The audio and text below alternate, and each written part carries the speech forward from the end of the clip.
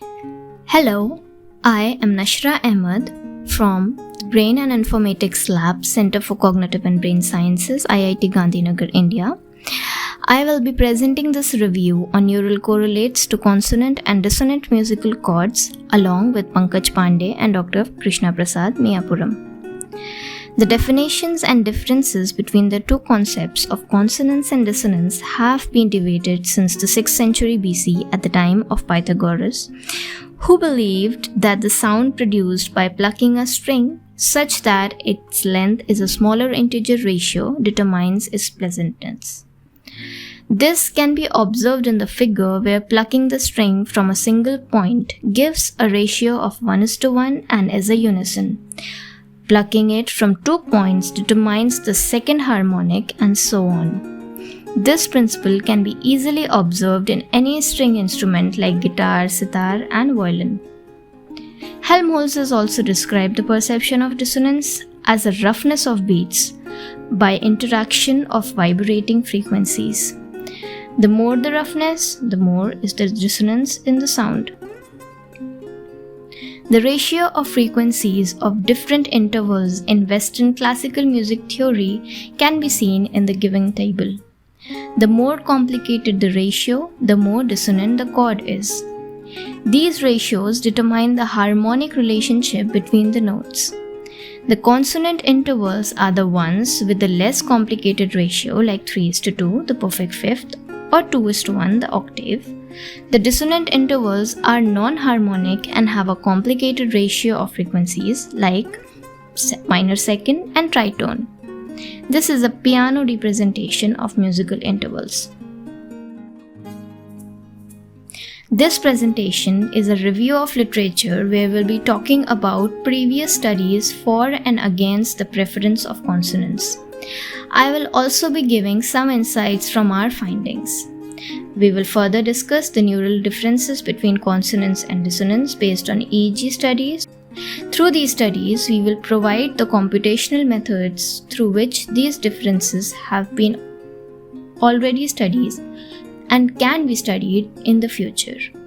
These studies will be based on event-related potentials and oscillations, frequency following responses, and canonical correlation analysis. It has been observed that subjects who preferred harmonic spectra also preferred consonant over dissonant intervals. Preference of consonance was also highly correlated to musical training.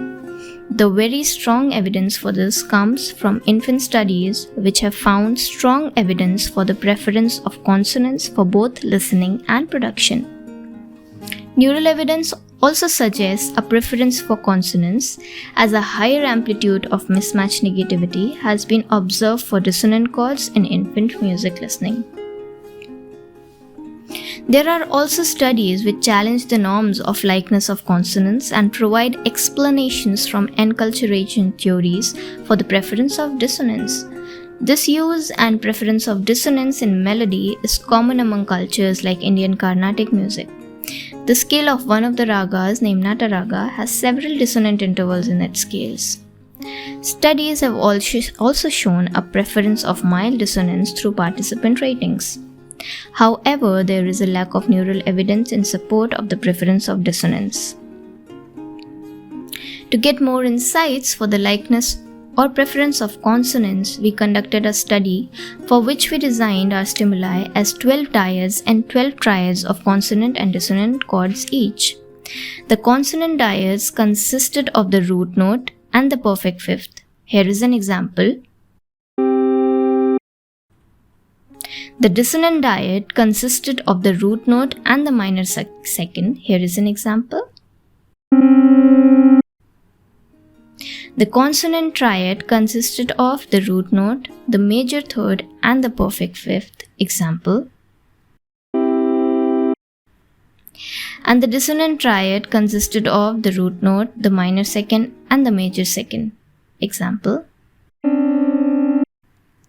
For the experiment, each of the consonant or dissonant chords were played as a pair of 2 for a period of 500 milliseconds each. The first sound was followed by the second sound, after which the subject to give their preference response by pressing 1 if they preferred the first sound, pressing 2 if they preferred the second sound, and by pressing nil if they did not prefer any of the two. There were a total of 552 combinations of chords randomly presented to the participants. There were 4 conditions. First, when the first sound is a consonant chord, the second is the dissonant chord. The second condition where the first sound is dissonant and the second is consonant. The third where both are consonants, and the fourth where both sounds are dissonant. The data was collected on 20 undergraduate and postgraduate students of IIT Gandhinagar. Our findings suggest that in the condition where both sounds were different, the participants had preferred consonance over dissonance by selecting the first sound when consonance was first and dissonant was second, and by selecting the second sound where dissonant was first and consonant was second. When both sound 1 and sound 2 were either consonant or dissonant, participants preferred neither of the sounds. This suggests that participants clearly differentiated and preferred consonant chords over dissonant chords. Further on, we will discuss the review of literature on neural differences between consonance and dissonance, providing different computational methods that have and can be used. These methods are event-related potentials and oscillations, frequency following responses, and canonical correlation analysis. Literature on event-related potentials have observed that P2 is elicited for the perfect fifth consonant interval and N2 is elicited by a minor second, which is a dissonant interval, in dyad combination of chords. Mismatch negativity has been observed for deviant dissonant dyads in an audible paradigm. This has been observed to be even more for musicians. Event-related oscillatory studies have indicated a consensus on the activation of the right hemisphere for consonant chords for both musicians and non-musicians. However, there are studies differentiating between the activation of gamma bands and theta bands both for consonant chords. Frequency following responses is also another way of understanding the relationship between the auditory stimuli and brain responses. FFR is a sound-evoked and phase-locked neural activity that resembles the transient and periodic properties of the sound. The origin of FFR has been debated to be the brainstem. However, a multiple generated approach of it being generated from both brainstem and cortex has been proposed. FFR has been mostly observed for tones and speech vowels. However, some researchers on music, as shown in the figure, have observed the brain responses to have overtones or subharmonics of the musical notes given as a stimuli.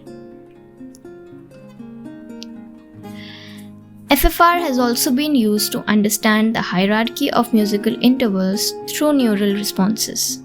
It has been observed that the amplitude of neural responses is correlated with behavioral ratings, and both are higher for consonant intervals. Also, maximum correlation has been observed to be with unison and perfect fifth intervals and least with dissonant minor second intervals. Stimulus-response correlation can also reveal entrainment to musical stimuli. For this purpose, previous studies have found canonical correlation analysis to be an effective tool. CCA is a method that computes the linear transformation between the two sets of multidimensional variables such that the transformed data sets are maximally correlated across time.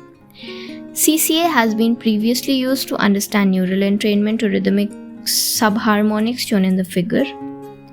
Deep learning models have also been recently observed to have outperformed any other linear techniques previously used on auditory stimuli and response correlation.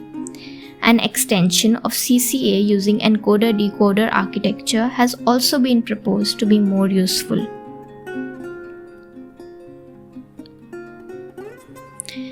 In this review, we presented neural differences between consonance and dissonance.